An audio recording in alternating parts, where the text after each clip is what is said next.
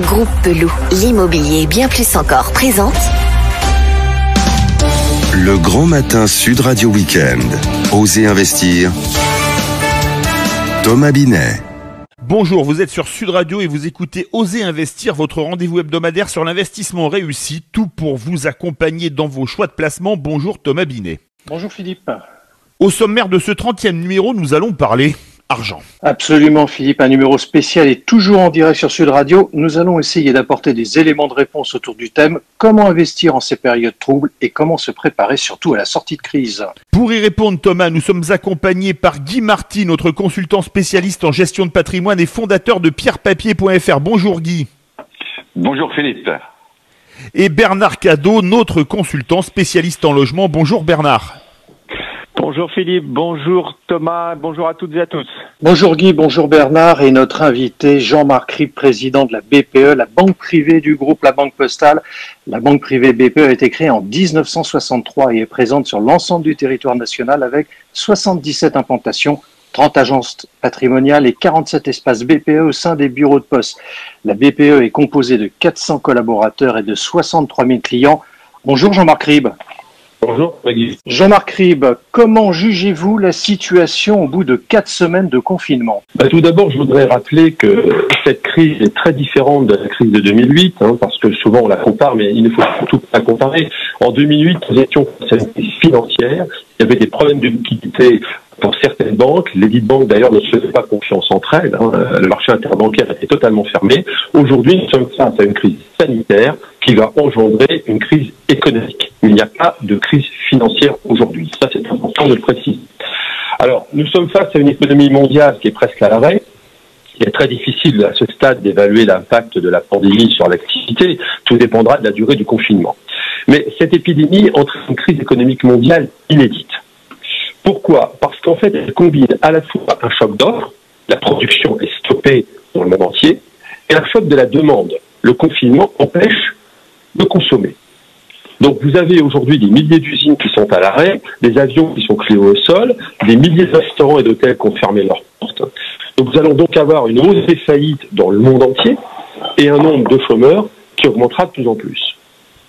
Alors, il faut surtout ne pas opposer la récession à la dépression économique parce que la France aujourd'hui n'est pas en dépression économique, elle est en récession. La récession, je le rappelle pour les auditeurs, c'est 2 trimestres de baisse de son produit intérieur brut, donc de ses richesses nationales. La dépression économique, c'est tout à fait différent. C'est un ralentissement durable et profond de l'économie. Nous n'en sommes pas encore là. Les gouvernements veulent éviter cela. C'est pourquoi ils ont mis en place des dispositifs d'aide aux entreprises et aux ménages. Mais si cela dure trop longtemps, cette récession peut se transformer en dépression. Mais nous n'en sommes pas là encore aujourd'hui. Je vous interromps, vous allez avoir l'occasion de revenir là-dessus, Jean-Marc Ribes. Moi, j'avais une autre question à vous poser sur l'économie française, qui s'est probablement contractée de 6% au premier trimestre 2020, selon la Banque de France, signant ainsi la pire performance depuis 1945. Je donne des chiffres qui sont tombés hier. Près de 8 millions de Français sont au chômage technique. Ça concerne ainsi 3 millions d'entreprises. Jean-Marc Ribes, la France est entrée, donc techniquement, normalement, en récession. Pour exemple, si on en prend le secteur du bâtiment, la chute est évaluée à 75%.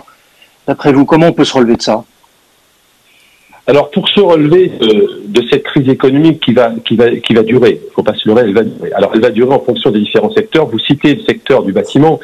Il y a d'autres secteurs qui sont extrêmement confrontés à cette crise, qui le sont un petit peu moins.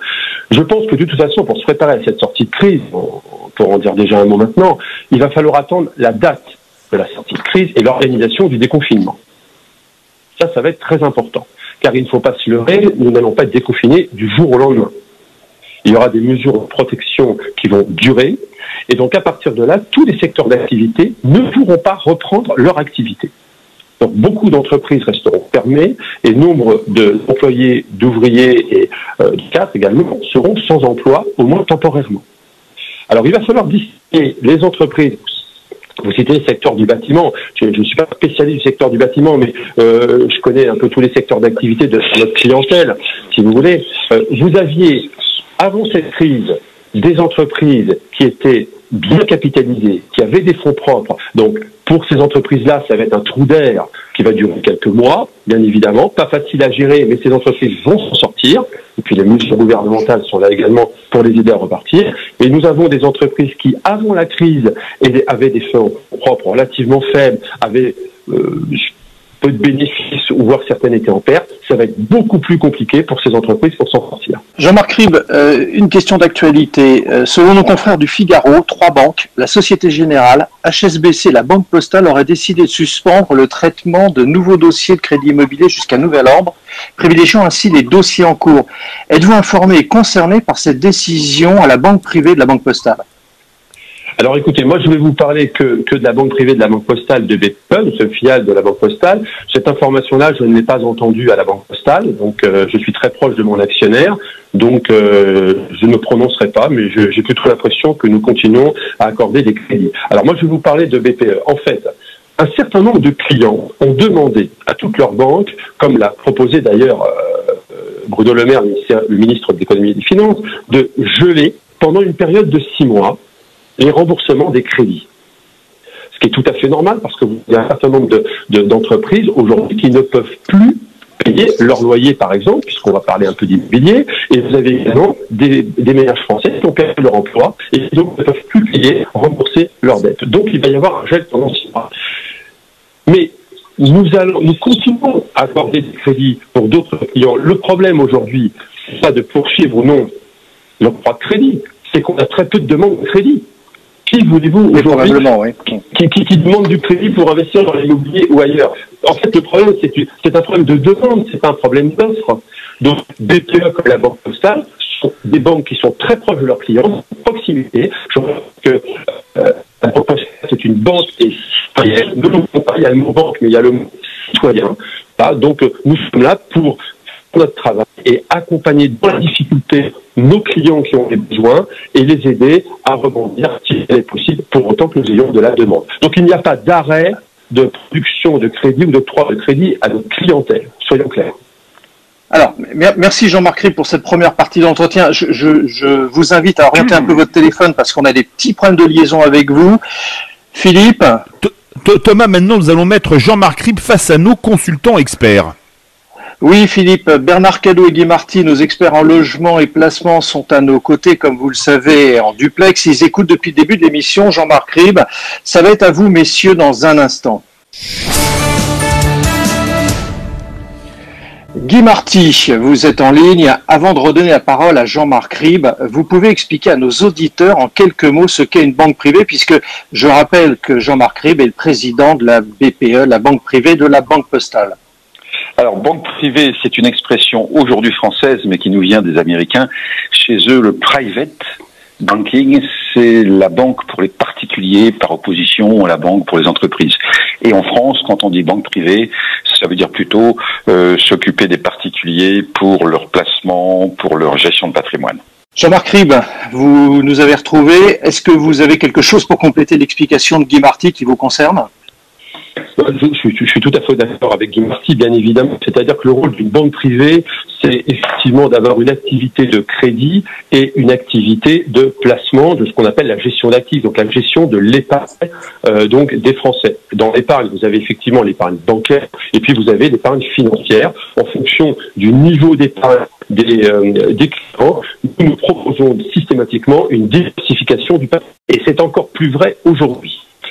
Chez BPE, nous avons toujours préconisé cette diversification du patrimoine, mais bien évidemment aujourd'hui, ça a encore plus de sens pour diviser les risques.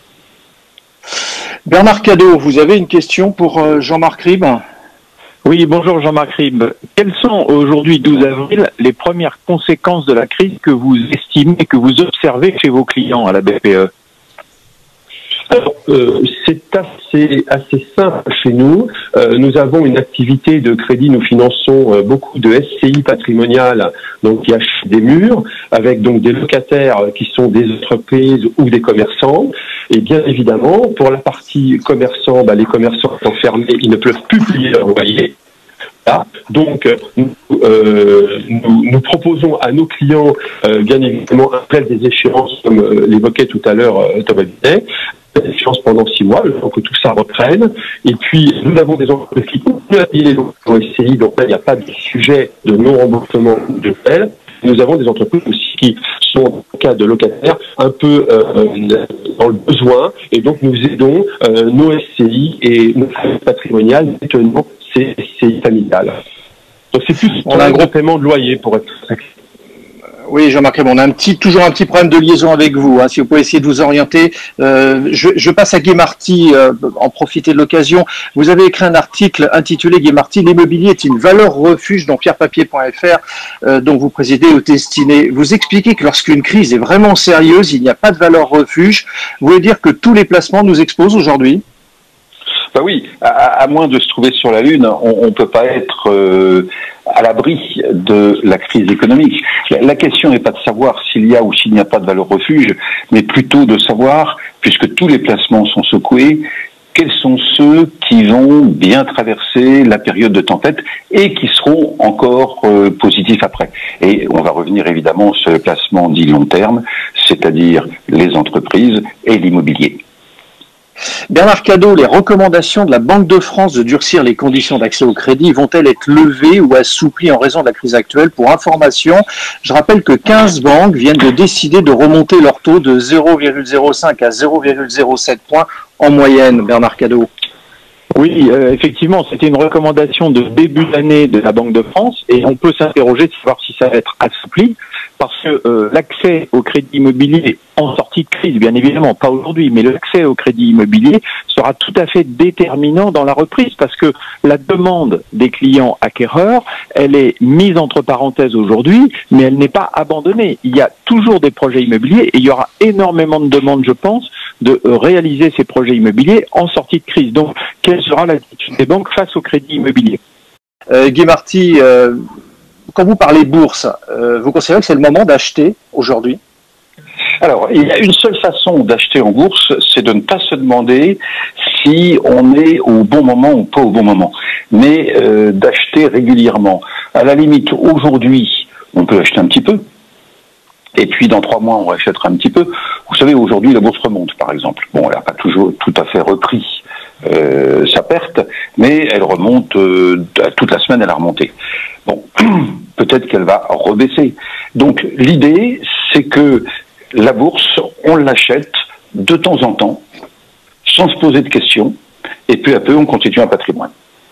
Eh bien, on aura l'occasion de voir ça sur un premier numéro d'Oser Investir, savoir comment ça monte ou ça descend. Je vous remercie tous les trois, Bernard Cadot, Guy Marty et Jean-Marc Ribes, qu'on a perdu en cours, mais on aura, comme je le disais, l'occasion de l'avoir dans un autre numéro d'Oser Investir. Jean-Marc Ribes, qui est donc le président de la BPE, la banque privée du groupe La Banque Postale. Merci à vous trois d'avoir participé à notre rendez-vous hebdomadaire sur l'investissement. Voilà, c'était le 30e numéro d'Oser Investir, l'hebdo de l'investissement réussi. Merci de nous avoir suivis. Vous pouvez retrouver l'intégralité de l'émission sur sudradio.fr dans la rubrique podcast ou sur vos smartphones en téléchargeant l'application sur Sud Radio, mais également sur oserinvestir.fr où vous retrouverez l'émission ainsi que les anciennes et bien plus encore. Dorénavant, sachez que vous pouvez également télécharger l'application Oser Investir sur Apple Store et Google Play. Dernier point, Philippe, nos auditeurs peuvent continuer à nous envoyer leurs questions sur l'adresse mail contact@oserinvestir.fr. N'hésitez pas et nous vous apporterons les réponses sur vos investissements dans les prochaines émissions. Besoin d'un spécialiste en immobilier? Depuis plus de 50 ans, le groupe Pelou est le partenaire de toutes vos opérations immobilières. Avec 3 structures complémentaires qui vous apportent des solutions immobilières sur mesure. Besoin d'informations? Retrouvez-nous sur groupepelou.com. Groupe Pelou, l'immobilier et bien plus encore.